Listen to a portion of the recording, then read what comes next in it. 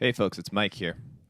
This week on Contact, we have Rhea Butcher. Rhea's episode is the first we're releasing from my time in LA, which was at the end of August of 2015. More to come very soon from that trip. We've got Hannah Hart, Rhea, and Chrissy from YouTube, and our old friend and first repeat on the show, which I'm very excited about, Danielle Owens-Reed, and that episode also features Julia Nunes. Those episodes are going to be great. Make sure to keep an eye on Ally Coalition pages so that you catch them. But back to today. Rhea has been wonderful to our organization over the years. She's even performed at 2 out of 3 of our Uncivil Union shows, the comedy shows that we've been putting on in New York. And in this episode, she's great. I love getting a chance to explore both kind of everyday stuff with performers and then being able to get into more philosophical, more personal things as well. This is a really good episode for both of those. As always, we love feedback. Feel free to reach out to us on Twitter and Facebook. We are at Ally Coalition. Also, if you could, please rate and review the show on iTunes. Then that will help us continue to grow and get more guests like Rhea. Let's start the show.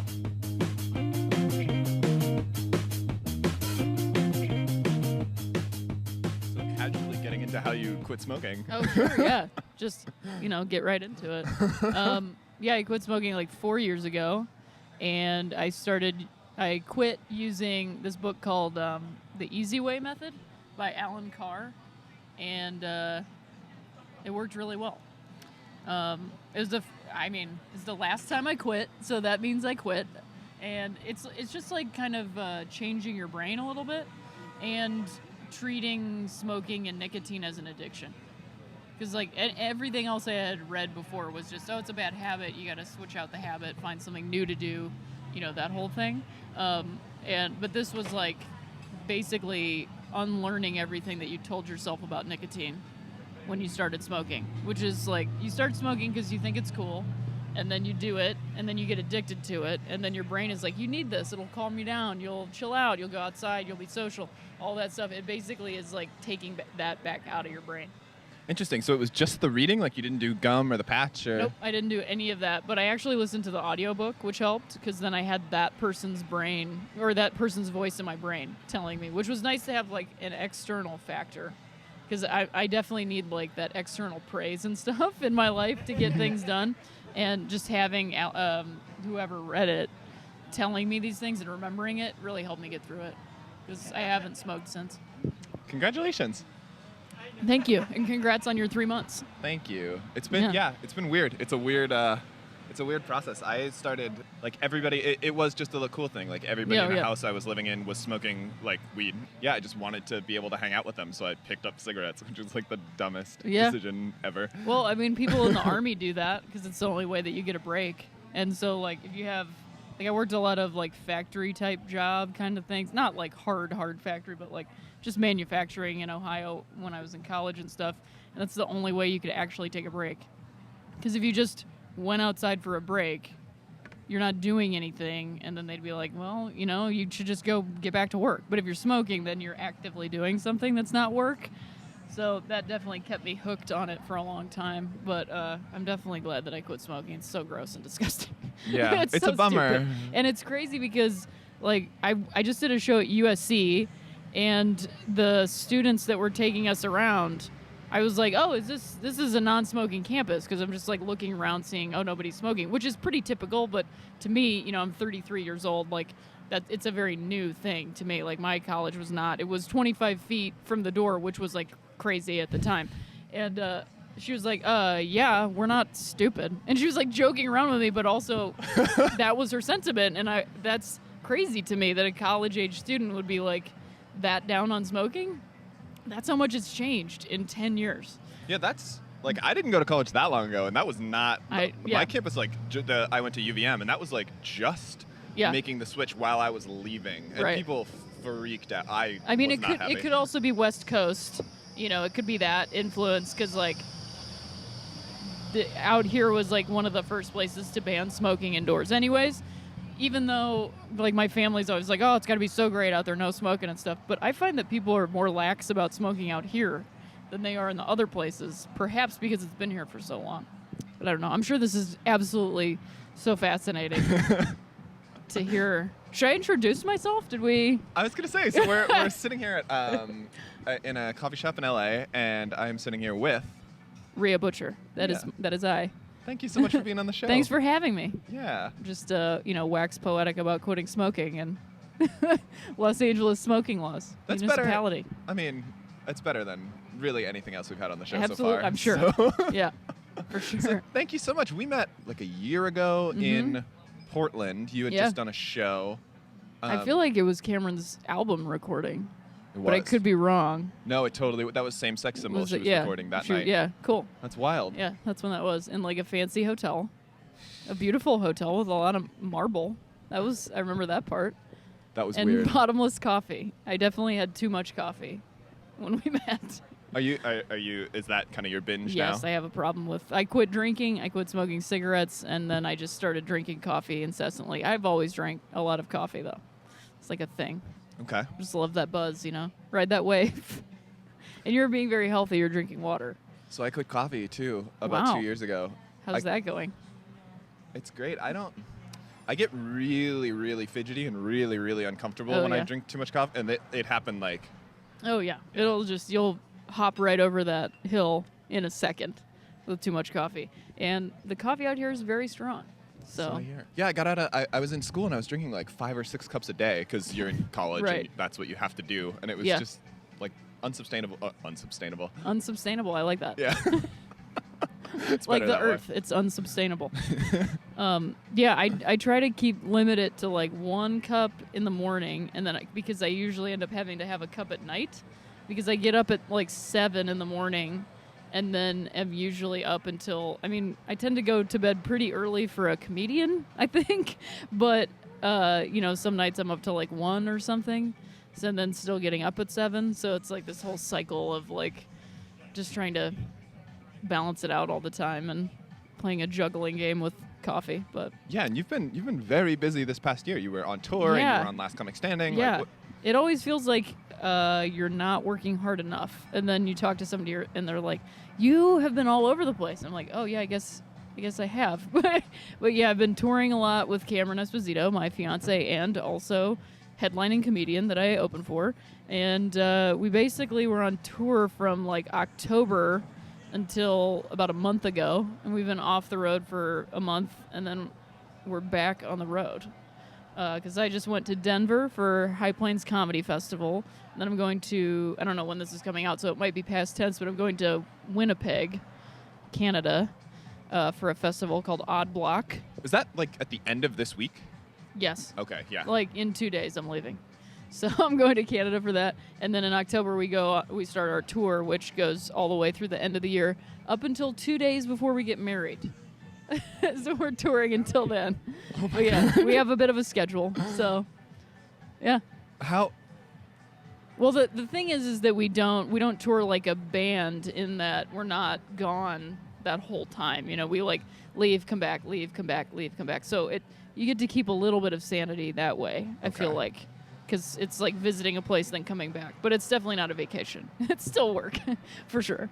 And how long have you been engaged? Like, how long has that been? We've been engaged for 2 years. Okay. Yeah. So we'll have been engaged for 2.5 before we get married. So, nice, even number. That's amazing. That's so exciting.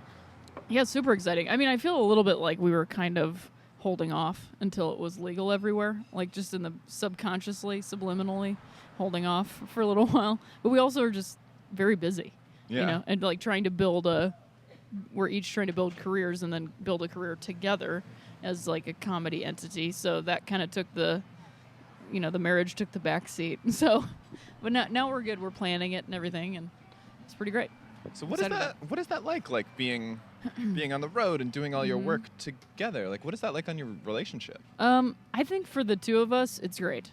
Like, I think it fits our personalities very well. It took a long time to figure it out because you have to, it's a lot of just like organizing egos and things because like we're in a relationship, but then also because she's been doing comedy much longer than I have. So I'm, her junior and have to take cues, and she's mentoring me also, so I get that benefit. But then also she's getting the benefit of having an opener that she can count on, that not only in a show, but in other situations she can be like, go get me a piece of pizza, and I'll be like, okay, and not in like just like running errands, but like as an opener, you do have to kind of take care of stuff for the headliner. So, it just makes, she can trust me to do that, because I think, as female comics, people don't always want to do stuff for you. I think as women, they don't fall all over themselves to do things for you necessarily, and it's very evident. So I work hard. Interesting. Yeah. Because it always seems to me like a perfect match, Yeah. but also that might get a little bit grating. That like you two have such different personalities, you know? Yeah, for sure. And I think that's something we're trying to bring to people, is that you can have two women that are both lesbians and together, and they're completely different, Yeah. Because I think that's the part of what's it like to be a female comic, or why aren't there more women in comedy? It's like we as people think that women are all the same. Like we do podcasts together, and it has stopped happening, which is great. But early on, people will be like, I just can't tell the two of you apart. And well, that's because you're not used to hearing women's voices very often. Usually it's one woman's voice surrounded by three men's voices. So the only uniqueness you have to hear is, oh, that's a woman. That's the only thing. You never have to differentiate. Your ear hasn't been trained over the course of, your whole life to differentiate 5 different women's voices, because, like, you can tune out if you don't want to, like, 5 women talking is a women's talk show. It's not a talk show. Yeah, it's The View. It's The View, Yeah. which is for women. That's not for everybody, right? So, Yeah. like, I think that's basically what we're trying to do in our, like, little duo thing, is, like, hey, you can have 2 women right after each other, and it will still be a good show. Because I noticed that, too, like, in comedy lineups, and I think people just, when you make a lineup for comedy, you don't want to have 2 of the same thing right after one another. However, 2 women are not the same thing inherently. They're not inherently the same thing just because they happen to be women. Because you, like, put 2 dudes back to back, and you're like, well, yeah, but they're different and unique, So it's just trying to push that boundary of what's unique and what's not. There's some interesting like intersectionality going on there between like you are both lady comics, which like shouldn't be a Right, thing, sure. but is.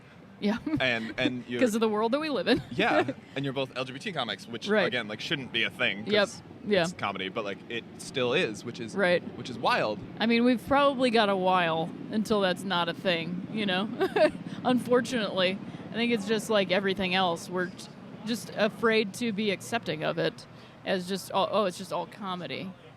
But I think there are a lot of, because men come to our shows. It's not like only women come to our shows, and it's not like only lesbians come to our shows. Like, we get all different kinds of people, and even, racial diversity coming to our shows, which is great. So I do have hope for it. Like, younger generations are a lot more open to women as a universal statement, Yeah, if you were gonna peg you two as like this might be a weird thing, and you could tell me to shut up at any point. All right. I would say that like the most similar you two are is like you're both white. Right. That's the common thread. That is actually the common thing. Yeah. Is that we're both white. And then everywhere else, because like our backgrounds are completely different. I have divorced parents. Her parents are still together. She comes from the suburbs. I'm from like a semi-rural, Rust Belt, different socioeconomic level. Like all of we're different kinds of lesbians. We're not the same. Different hair, all that stuff. But yeah, you're right. The one common denominator that is the same is that we're white. So we have that unifying experience, which, hey, I wish I could change that, but I'm just trying to be a better white person Sure. at this point. Which actually, I had this crazy experience at a show that I've been trying to, sort of like work out in my mind, and it's not something that I want to just throw out on stage, because it is something that I think is, important and not something that you can just easily joke around about. But I did a show, and there was a woman in the front row. So she was sitting as close as we are. We're like 3 feet apart from each other. She was sitting that close. She was on her phone the whole time. And I should have shut it down, but I decided not to. I just made the decision in the moment. You know what? I'm just going to do my jokes. Nobody behind her can see this. Only like 3 people can see this. I don't want to derail the show and have everything fall apart if I don't if my crowd work isn't impeccable in this situation. So she's on the show. Now, she is not a white person. She is a person of color. And so she's on her phone and just on it the whole time. So then I get done. Cameron goes on stage. I mention it to her as we're passing. I was like, there's a gal on her phone, just letting you know. So then she shuts it down. I didn't hear what happened. I got on my phone, and she was tweeting at me. And she had said, like, white privilege much? I understand you have to cater to white audiences, but vegetarianism and TSA issues, then just said that's white privilege on parade or something, and then had, like, the Hindi emoji afterwards. And I was enraged. And the only reason I am still upset about it is that she was tweeting at me during a comedy show. That is, like, the only thing that I allow myself to still be upset about, because I was, like, going through all this, just, like, so mad because I had the adrenaline from getting off stage and all this going on. And I went to the bar that was next door that was serving as our green room, and I just had to talk to somebody, and the bartender was there, and he was like, hey, you're all right? I was like, this girl in our show just did this, just tweeted at me during our show, and I showed it to him, and unfortunately he was another white person, and he was like, oh, this is terrible. Everybody just thinks everything is racist. Did you hear this? That they think that Mount Rushmore is racist now? And I was like, I can't talk to white people. You should never talk to white people about racism, ever, ever, ever. And I was like, it is racist, and then just turned around and left. But then the thing that I realized is, like, the only thing that she's actually wrong about is tweeting at me during the show. Because even though I am, like, a conscious white, trying to be a white person that's working towards change and understanding and reading as much as I can and believing as much as I can and trying to speak to other white people about these issues and stuff, no one is ever going to be wrong about white privilege. I could yell until I'm blue in the face, like, I'm still white. So it is still white privilege, So I don't know where the joke is there. Perhaps it's white people in general are the joke, but that was just a crazy experience. And so it's funny that you brought up, like, that, oh, you're white. That's the thing that's the same about you guys. So anyway, that was that experience. So, but, like, what's the breach in protocol there? Like, obviously the breach is that... The phones. Yeah, the phones. Because also, like, you could absolutely tweet that to me. I have no problem with that. Everybody is entitled to their opinion. I think the one thing is, like, perhaps your understanding of what a comedy show is for might be a little confused, simply because you're actually mad at me for what I wasn't talking about, I think, as much as you're mad at me for what I was talking about. Because it's not like she was saying, oh, you're being offensive and you're saying, racist things. I wasn't, I'm just speaking of my own experience. And, like, so perhaps... Because I am a white person. I'm not going to speak to someone else's experience, because that's even more white to be like, well, I know what your experience must be like as a person who is not white. I will tell you how you feel about this. So definitely do not tweet during shows. If you have that's the lesson. That's the lesson. Tweet. Don't tweet during shows. Don't be on your phone during a stand-up show, especially when you're in the front row. If you're in the front row, because I think people forget it's a human being. Like, before I started doing stand-up, I was never on my phone. Not that I'm some perfect person, but, like, I would hear comedians talk about it. I just think, like, what would possess a person to just get on their phone? But now that phones are even more ubiquitous, it's just like, well, of course people just get on their phones, because everything is a think piece, and everything is a TED Talk, and everything is interactive, and, like, we're all just commenting on everything, right? And, like, you can comment on it. It is absolutely your right, and I am on Twitter, so you can say whatever you want to me, but, like, just not when I'm in front of you, Or honestly, I would rather have somebody heckle me, because then at least it's an actual engagement that's physically happening between the two of us. It's not you tweeting at me. It's just the most bizarre thing. It's like Yelp reviewing the food you're actively eating. Like giving it 1 star as you're putting it in your mouth. Like, I'm not so sure about this spaghetti. So that's so interesting, though. Like, maybe had you come into contact with that person, like, had you engaged them, do you think that gets resolved on stage then? Like, do you have the tools to do that? Had I brought it up, I feel like because Cameron did bring it up, so she just put her phone away and then she just watched the show, and she definitely did not seem like she was having a good time. So I don't know if that conversation would have even if it would have gone further than like, hey, what are you doing? You should put your phone away until the show's over, and then you can get back on your phone. So, I mean, I didn't engage on Twitter because there's no point. You know what I mean? Like, not that I care about how I look or anything, but again, to me, white privilege is yelling about white privilege and being mad about white privilege. So, like, it was just a thing I wasn't going to do. I'm just like, well, yeah, you're right. So, great. Just don't be on your phone during the show. Yeah, you know? don't come to my show and do that. I did consider tweeting back at her, like, in parentheses, like, you're totally right, but just don't be on your phone.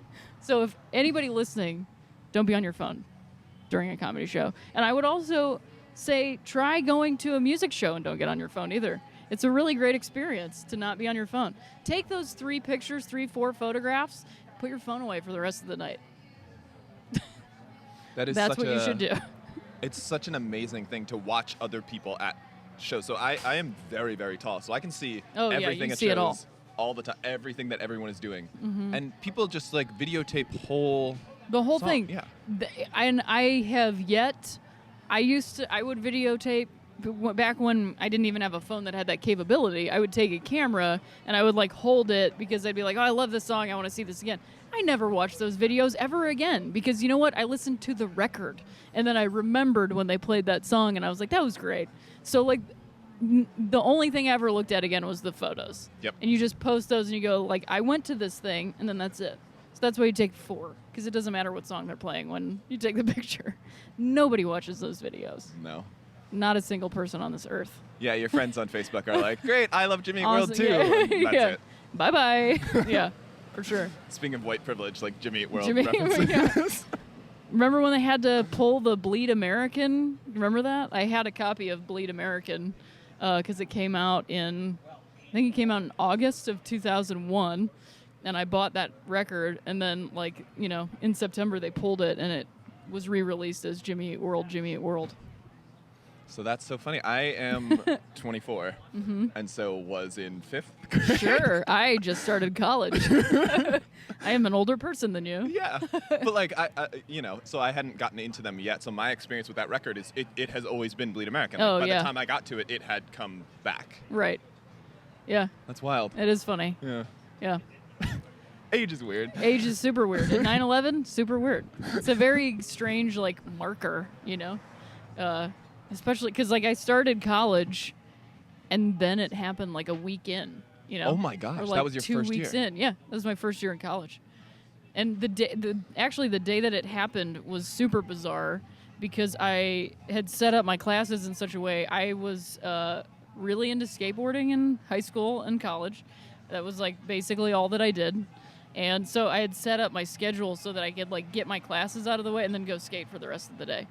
And so on Tuesdays, it happened on a Tuesday morning, I had a 7:45 English composition class, and it was just like in a lecture hall. And that day, all we had to do was drop off a paper. So I went immediately, 7:45, dropped off the paper, left, went and picked up a friend. And of course, this is 2001. It's pre like cell phones everywhere. I went and picked up a friend to go skateboarding. We went to a skate park, and it was at... weirdly, a putt-putt golf course and driving range. They had built a skate park in there. I remember you had to go through the building to get to the skate park so that they could, like, monitor who was going in and out. And I saw it on TV because they just had a little small television for, like, the guy working at the golf course. And I saw it on the Today Show, but it just didn't even register. You know, I just, like, saw this building on fire, and I was like, huh, that's weird. And they were, like, just aghast, but nobody was talking about it. No one was saying like, this is crazy. Also, I was, 19, so I didn't care about anything. And then I just skated for the rest of the day. And then I went through and saw it again and was like, huh, something must be going down. And I'd, lived through the Oklahoma City bombing, so I thought, oh, well, it's probably something like that. It's probably terrible, but there's nothing I can do. I'm 19. It's here. I'm here. I'm not. And then I just got home, and everybody was like, my dad was so mad at me because he couldn't get a hold of me, and I just had no idea it was even going on all day long, Where were you whole in day. school? Where was I in school? Yeah. Like, where did I go to school? Yeah, like what region? Oh, I'm from Ohio, and I went to school in Ohio. Okay. The same city that I grew up in. Gotcha. Went to I wanted the to make sure University you of weren't Akron. Oh, okay. Yeah. I didn't know if you were like, oh yeah, I was at NYU. No, So that would it be, was a problem. Yeah, right. Then I would really need to look into my soul and pay more attention to my surroundings. But no, I was just in Ohio, so I was like, well, that's definitely not happening right here, so I'm probably fine, right? So that I think that's so interesting. In all of my wisdom of my Sure. age, I kind of feel like you had the right reaction. Yeah, I mean, realistically speaking, looking back on it, yes. Like, there was nothing I could do. And then, I got caught up on it in the evening. Yeah. And then it was, oh, the world is ending. Like everybody was like, oh, the world's over. Yeah, I just remember everything changed like that night. Like everything was completely different. I drove past every gas station in my neighborhood was full of people, like just around the block, because everybody thought like, oh, well, we'll never get gas again. We're just going to be at war now. It was gnarly. I don't know how we got in this. Smoking, white privilege, then we got to 9/11. It's great. I'm a comedian. Yeah, lots of really like good, ripe Just jokes. hilarious stuff.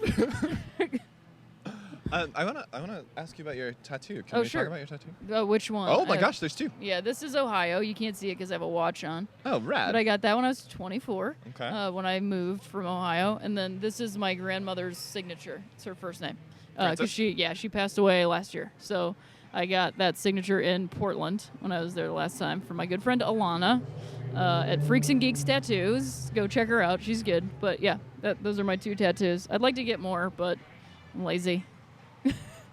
And they hurt. So They do hurt. yeah. So you have two, but they're both just on your. That's Yeah, I only really want to get them on that arm, and that's it. I don't really Interesting. want them anywhere else. Yeah. yeah. Not into ankle tattoos. I mean, to each their own, You put them where you want them, but I like them on arms. And I just love to have like a full arm of non-continuous tattoos of just like random patchwork, like buttons or something, I have a similar theory on tattoos of like. I don't know. Like I like sleeves, but I could never get a sleeve myself. Yeah. You know. That's not. I like tattoos, and it looks cool on other people, but I would never want to just sit down and cover the whole thing. It's more like a vision board, if you will.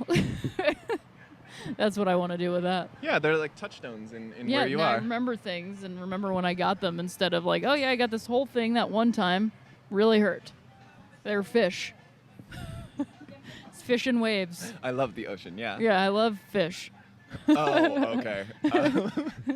Can I talk to you a little bit about Ohio? Like you are the Oh, yeah. only guest I'm ever gonna have from Ohio. Oh, really? How do you, well, Well, actually, I beg to differ, because you did have JD Sampson on this show, motherfucker. and JD is from Cleveland. You're right. So, I will be the second guest that you ever have from Ohio. Okay, so the question I wanted to ask was about I'm football. sorry for shattering all of it, but I just want to give a shout out to JD because literally the reason why I bought this brand of jeans is because in like 2000 I read an interview with JD that was like, I wear APC jeans because they make unisex jeans, and the first time I went to New York, I was like, I have to find these jeans. I have to find these. Style icon. JD is the coolest motherfucker. Yeah. I have never. It was wild just being in the presence of somebody who is just like so in control. Oh, for sure. Just knows exactly what they're doing. Yeah. Yeah. It was just like being goofy and Oh, yeah. I just like couldn't. Just like a super rad person. Yeah. Yeah. That was Yeah, that was a good one. That was Yeah. a cool one. It was a great interview. Yeah, thank you. You're welcome. Okay. So, Ohio, you wanted to ask me about football? Yeah, I wanted to ask you about Johnny Manziel. Oh, this is a subject I know almost nothing about. Really? I'm not a huge football fan. Oh, I grew up in a baseball family, okay. and then I played basketball, and we like actively hated football. Like nobody in my family liked football, like at all. I've only recently started watching it because Cameron likes football. That's her Interesting. favorite sport to watch. I mean, she feels sad about it because it is like a sad sport to watch because, people are getting very violently hurt. But, Yeah. That's the sport that she likes. But I was very, like, quote-unquote punk rock in high school, so I hated football even more for that reason. Okay. But, yeah, I don't know anything about Johnny Manziel other than people talk about him a lot. Mm-hmm. He seems to be a bit of a doofus, and the Browns are terrible. Yep. That's all I know about it. So that was I don't know where that was leading. I just like I really like him. I really like his attitude. Really? Yeah. I don't even know what he's doing, like what he's up to that's really bothering everybody. Oh, I think he's just really into himself, and I Okay. like that. Sure. I mean, if you're an athlete, like you should be. If you're one of the, 600 people that gets to be a professional athlete, like you should be into yourself. You know? Serena Williams should be like parading around being like, I am the best, because you are. You know, like you're the best at this thing that everybody wishes they could be good at, you know? And that is also completely useless to really anybody else Yeah. about yourself, but Kind of society at large, apart from like the opiate thing about football, like Sure. nobody cares. yeah. Yeah. Yeah, it's not really going to necessarily change the world. Serena Williams will change the world, but Johnny Manziel will not change the world. Yeah. Serena Williams, let me change that. She already is changing the world. So there we go. How like that has been weird to watch the reactions to her when like she's Yeah. been winning things forever, and it seems like just now people are I don't know if this has always been happening or have I not been like attuned to. I've watched tennis off and on for a long time. I've liked tennis for a while. And I think, Venus got a lot of it when Venus was winning. And now Serena has really hit her stride. She's hit I don't even know how old she is, but she's hit the perfect age to be a tennis. I mean, she is probably the best that's ever played the game. And there's a really great piece in the Times today that I started reading where this woman went to a match at the U.S. Open that Serena Williams was playing, I believe, a Russian player. And the white guy next to the journalist, she was like, why are you cheering against Serena? He's like, oh, I just want to see a competitive match. And then Serena started winning, and she was like, why aren't you cheering? And he wouldn't answer. And it's insane, It's really insane because it's racism and misogyny mixed together. And as a white person, I don't want to say oh, no, it's more misogyny. I'm not going to say, but I know it's both things at the same time. And it's just so terrible, And women are in such a horrible spot in sports because you still have to do a balancing act. Never do men have to prove oh, but I'm still this, it is just, that's all they have to be is good at sports. But women have to maintain some supposed level of femininity to be allowed to be good at their job. It's crazy. And then still not get paid for it.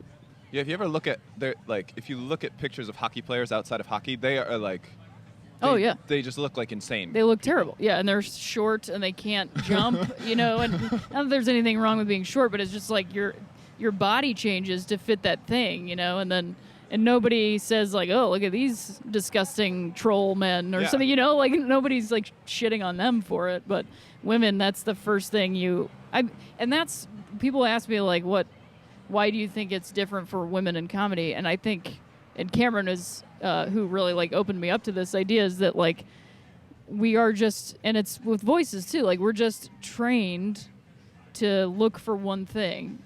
And that one thing is something we don't see because we're so used to seeing it. So we see a man, so we don't see anything else. And then, yeah, exactly. And then we just see a guy, so that's a comedian, right? But then we see a woman, that's a female comedian. It's not a comedian. A woman comes out on stage, a woman steps out on the court, and you're like, oh, that's a woman. What's she doing there? No matter how progressive you are, it's still gonna compute. Whereas you see a man, you're just like, oh, that's a athlete, or that's a comedian, or that's a president, or whatever. Everything has to. When you're a woman, you're a lady this, or a girl this, or whatever. Mm-hmm. So until we have had tons of women doing jobs, and not just one woman doing it, and then one woman doing this, and then one woman doing this, having 50 women, playing sports or being the president, then maybe we'll start to understand it, but it's going to take a long time. This is interesting. This is kind of coming right into the station of where I wanted to. So the reason I was asking you about Johnny, apart from just being interested in him, is that, so you're growing up in Ohio. Yep.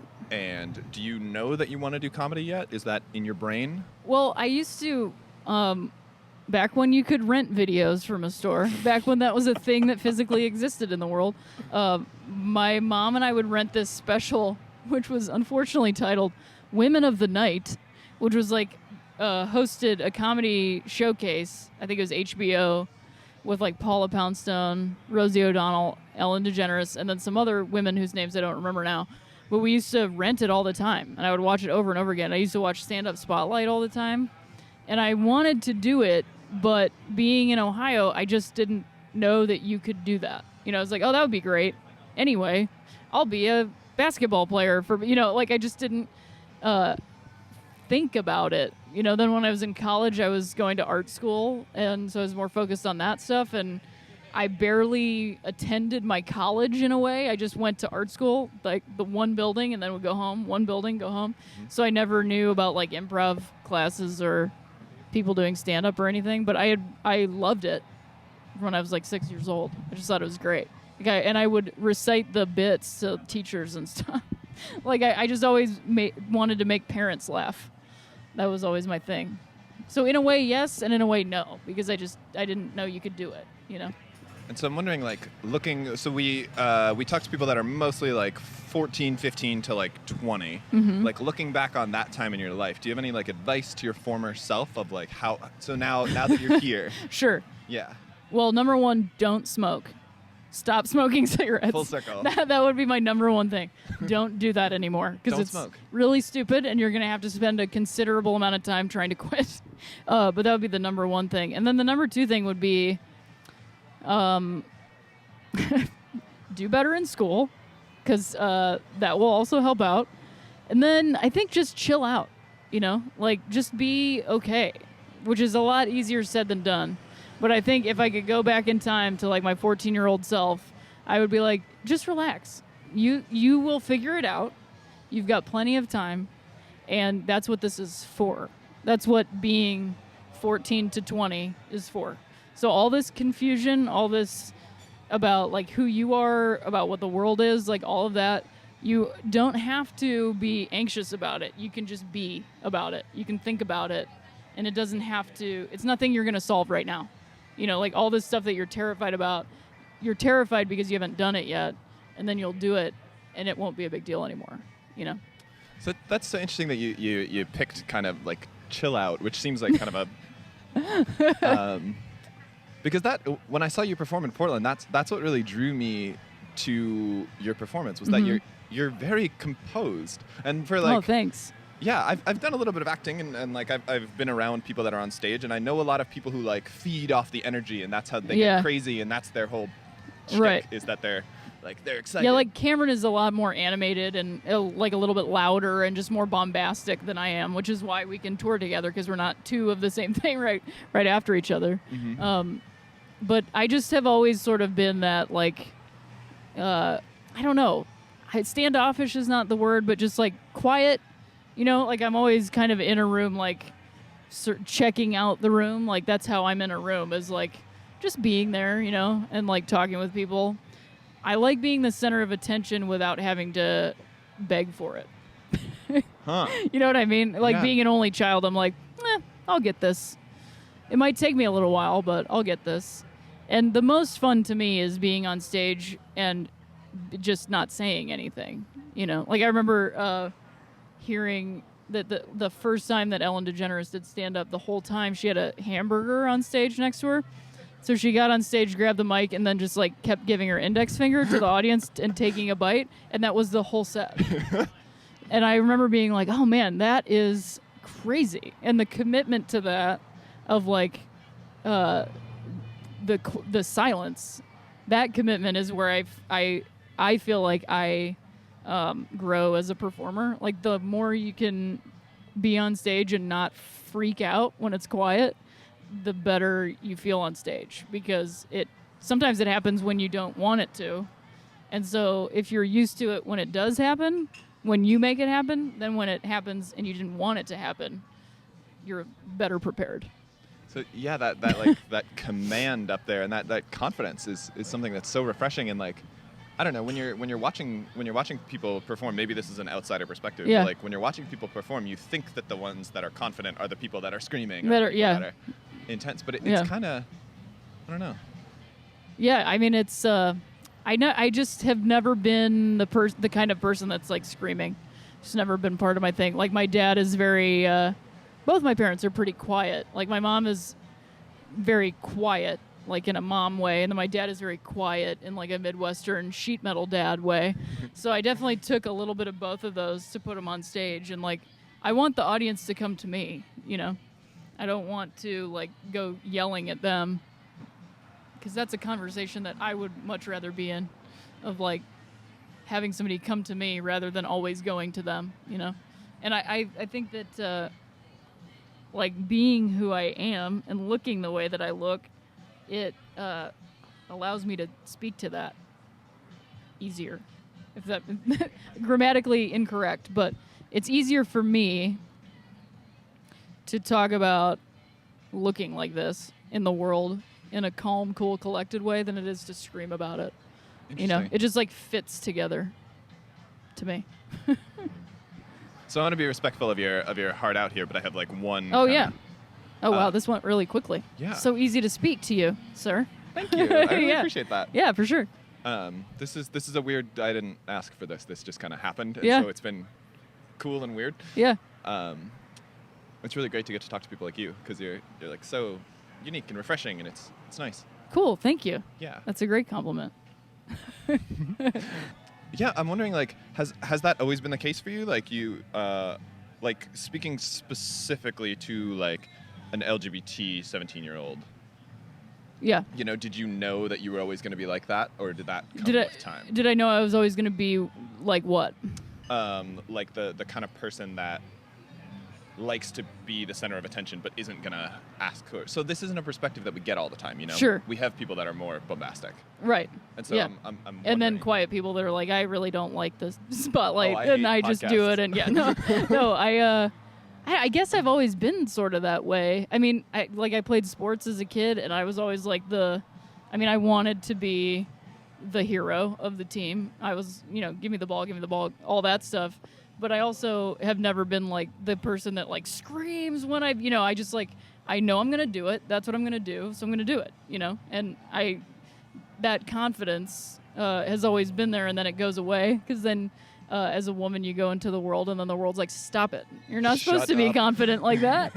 You're supposed to be scared of it, you know? Like, so I just am trying to keep it in comedy, keep it to myself in comedy, because I've lost it in so many other places. Gotcha. You know, yeah. But you were saying about speaking to LGBT youth. Yeah, so we have a lot of people that kind of talk to our organization, and they're like struggling with their identities, and so Yeah. like figuring that stuff out when you're 17. I'm Right. always kind of curious of like, so did it happen at 17, or did you kind of come into this later? Well, my like identity as a person, like I knew, and I'll be real brief. I knew, just like you were asking, like, did you know that you wanted to do stand up? I knew that I was gay for that long. Like as long as early as I was able to understand that was a thing, and not the word gay, like just the feeling, you know, the energy. I was like, something is different about me, you know, and you don't know what it is because nobody's telling you, and you're a child. So you're not like going out into the world and reading books and being like, I might be a gay person as like a toddler. But you know something's different because you're not like other girls.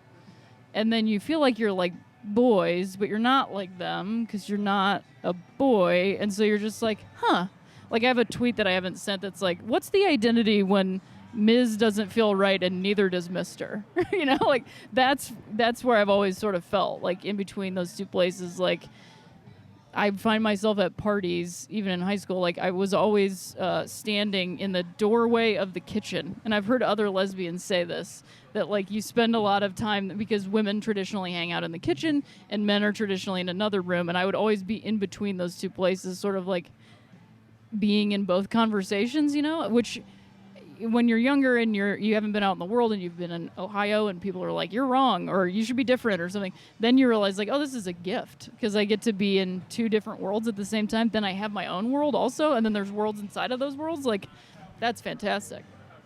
But I mean, I knew for a long time, and then being in Ohio and going to Catholic school, I wasn't Catholic, but I went to Catholic school.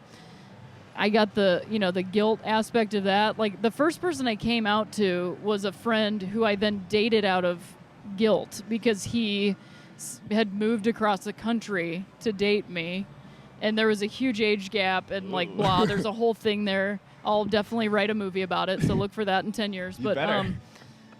I just think, like, to somebody that's struggling with their identity now, like, don't try so hard to be kind to yourself, number one.